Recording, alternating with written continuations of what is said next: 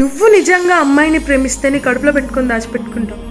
కన్నా తల్లిదండ్రులు అటువంటిది వాళ్ళ అమ్మాయి ఏ తప్పు చేసినా, వాళ్ళ అబ్బాయి తప్పు చేసినా కడుపులో పెట్టుకొని దాచిపెట్టుకుంటారు. అలాంటిది నువ్వు ప్రేమించిన మనిషివి తను ఏదైనా తప్పు చేస్తే తనకు ఒక ట్యాగ్ ఇచ్చేస్తావా? తనకు ఒక ట్యాగ్ ఇచ్చేస్తావా? నీ ప్రేమ ఏమైంది? ప్రేమ ప్రేమ ప్రేమ ప్రేమ అని వెంట తిరిగావు కదా, నీ ప్రేమ ఏమైంది? చివరికి ప్రేమ ఒక నేమ్ ఇచ్చేదాకా వెళ్ళిందా? అంతేనా నీ ప్రేమ? అంతేనా? తను ఒకవేళ తప్పు చేసినా నీ కడుపులో పెట్టుకొని దాచిపెట్టుకునే అంత ప్రేమ ఉంటేనే నువ్వు లవ్ చేయి, లేదంటే వదిలేసి. వద్దు. ప్రేమోన్మాదుల్లాగా మారకండి. మీ కన్న తల్లిదండ్రులను ఆలోచించండి.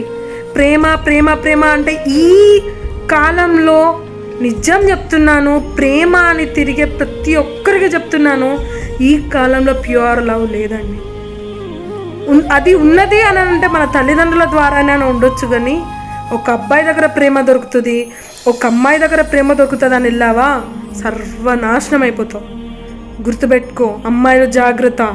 ప్రేమోన్మాదులు తయారవుతున్నారు. వాడు ప్రేమించినా మనకే తప్పు, మనకే హాని, మనము ప్రేమించినా మనకే హాని. అందుకే పూర్వంలో ఒక సామెత రాలేదు, ఆకొచ్చి ముళ్ళు మీద పడ్డా, ముళ్ళు వెళ్ళి ఆకు మీద పడ్డా చినిగేది ఆకే. జాగ్రత్త, అమ్మాయిలకే డ్యామేజ్ ఎక్కువగా ఉంటుంది. ఆలోచించండి. ప్రేమోన్మాదులను తయారు చేయకండి. ఒక్కసారి మీకు టార్చర్ అనిపిస్తే వెళ్ళి మీ పేరెంట్స్కి చెప్పండి. అలా అని ప్రేమ అని దయచేసి ప్రేమ వెనకాల తిరగకండి. వాళ్ళని ప్రేమించే కన్నా నీ కన్న తల్లిదండ్రులను ప్రేమిస్తే ఎంతో కొంత పీస్ ఆఫ్ మైండ్ ఉంటుంది. అమ్మాయిలు ప్రతి ఒక్కరూ ఒక స్టెప్ వేసే ముందు ఆలోచించండి.